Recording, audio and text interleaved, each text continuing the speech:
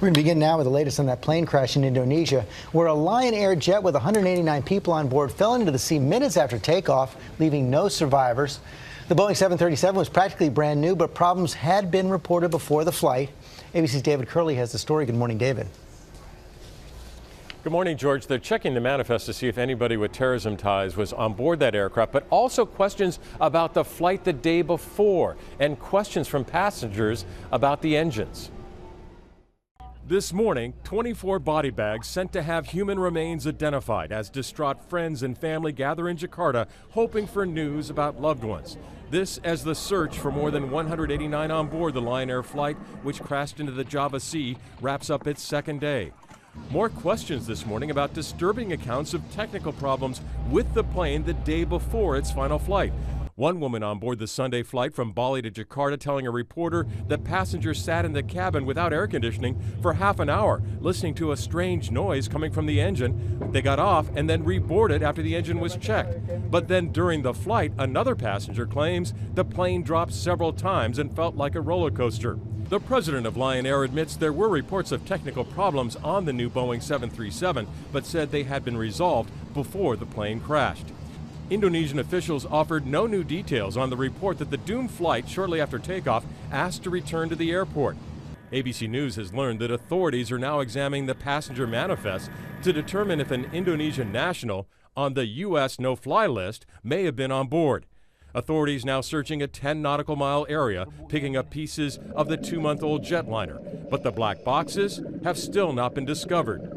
One of the most recent versions of the 737, Boeing says the MAX 8 is the company's fastest-selling plane in its history, with nearly 4,700 orders from more than 100 customers across the world. Both Southwest and American Airlines have the same plane in their fleets. Boeing investigators will be arriving in Indonesia in a matter of hours to assist in the investigation. The company saying in a statement it is deeply saddened by the loss of the Lion Air flight.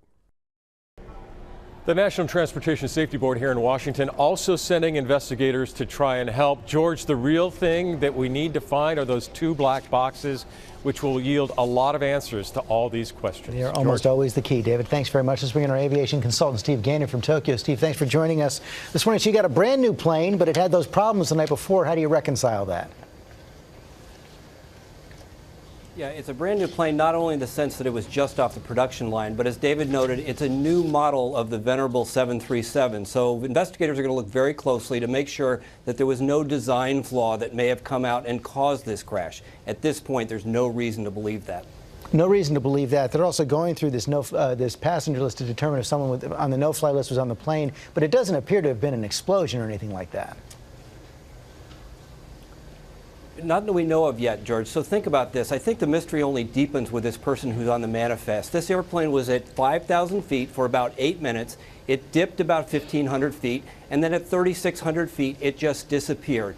All data stopped. So a potential person on the terrorist no-fly list. We know that ISIS has been very active in Indonesia in the past few months. Can't say that it's a leading theory, but at this point, we can't rule out terror as a potential cause of this mishap. And how about the safety record of Lion Air overall? It's actually quite poor, but almost all of Indonesian commercial aviation is quite poor as well. It was not only until a couple of years ago that aviation officials allowed Indonesian airplanes to fly into the United States. Hi, everyone. George Stephanopoulos here. Thanks for checking out the ABC News YouTube channel. If you'd like to get more videos, show highlights, and watch live event coverage, click on the right over here to subscribe to our channel. And don't forget to download the ABC News app for breaking news alerts. Thanks for watching.